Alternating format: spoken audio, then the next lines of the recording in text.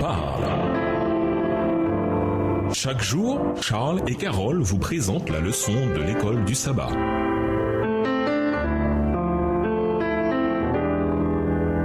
Bienvenue dans votre émission. Dieu nous parle.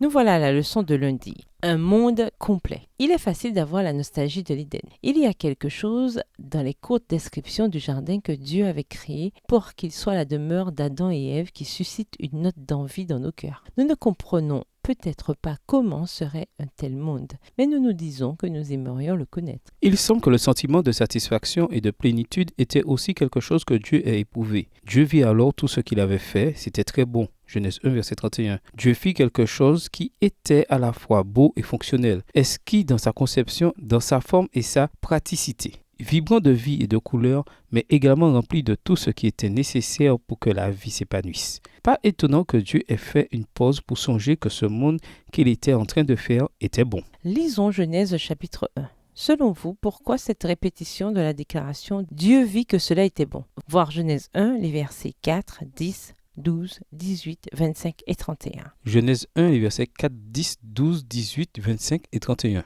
Dieu vit que la lumière était bonne et Dieu sépara la lumière avec les ténèbres.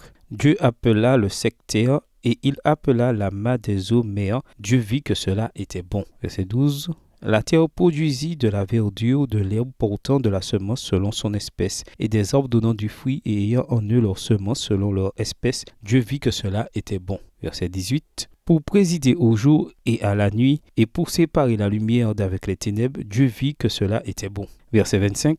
Dieu fit les animaux de la terre selon leur espèce, le bétail selon son espèce, et tous les reptiles de la terre selon leur espèce. Dieu vit que cela était bon. Verset 31. Dieu vit tout ce qu'il avait fait, et voici cela était très bon. Ainsi il y eut un soir, et il y eut un matin, ce fut le 6e jour. Bien qu'elle ait été rédigée intégralement après la chute, la Bible fourmille de célébrations de la nature, comme dans Job 38 à 41 et dans le psaume 148. Et nous ne devons pas oublier que ces passages ne sont pas écrits comme un aperçu rétrospectif de la manière dont le monde fut créé initialement et avant le péché. Ils sont écrits au présent et célèbrent la beauté qui est toujours visible dans notre monde.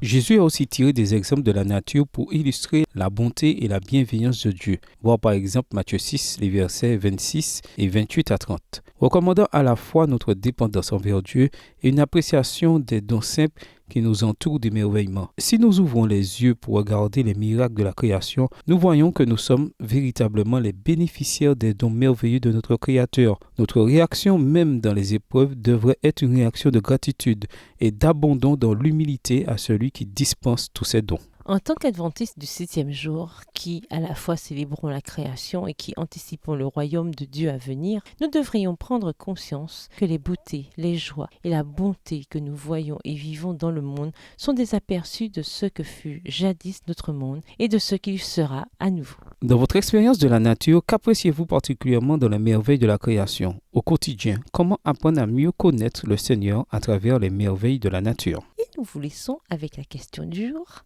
Quels individus, la société, les cultures locales et les groupes locaux considèrent-ils le moins? Au revoir. Et à demain si Dieu veut.